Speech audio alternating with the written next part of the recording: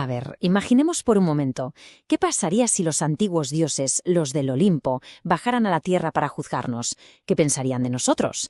Pues de eso va precisamente el provocador libro que vamos a desgranar hoy, Los dioses abandonados.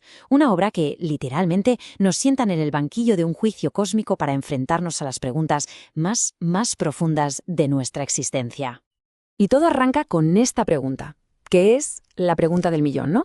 ¿Por qué creemos en lo que creemos? Es una cuestión fundamental, que nos define como especie.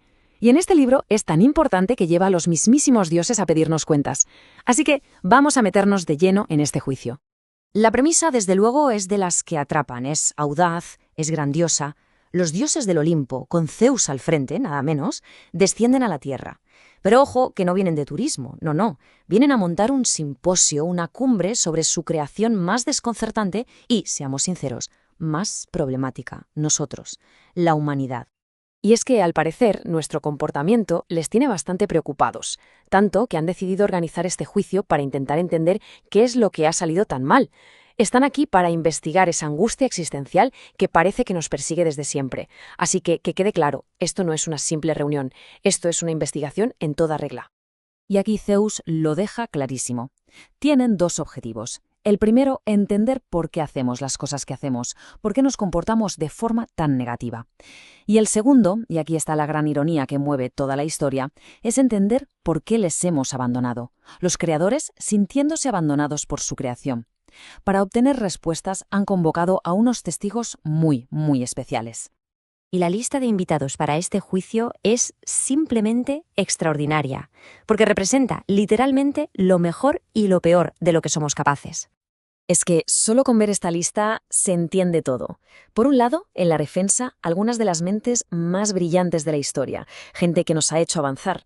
Y en el otro lado, en la acusación, los tiranos responsables de las mayores atrocidades imaginables. Esto es un retrato perfecto de la dualidad humana, de nuestra capacidad para lo sublime y para lo terrible. Vamos a empezar por escuchar a la defensa.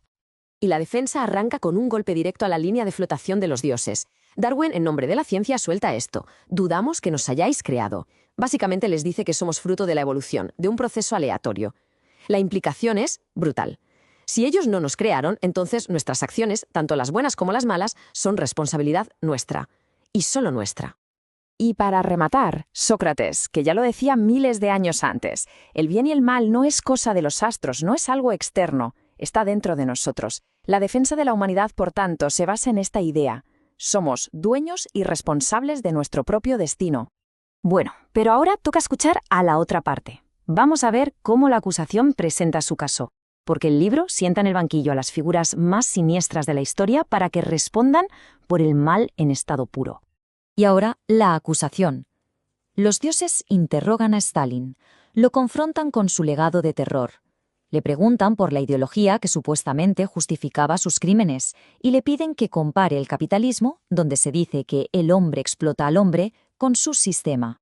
Su respuesta es demoledora, cínica, escalofriante, absurda. En el sistema comunista es al revés.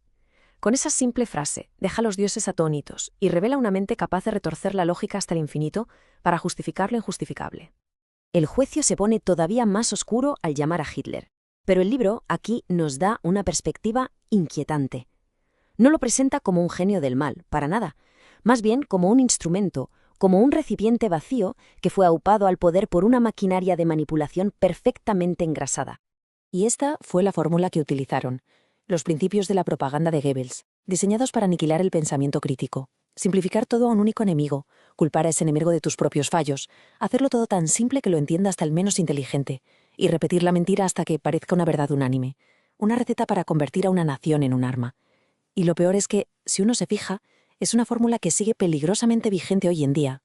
Bien, después de escuchar a la defensa y a la acusación, el simposio entra en su fase final.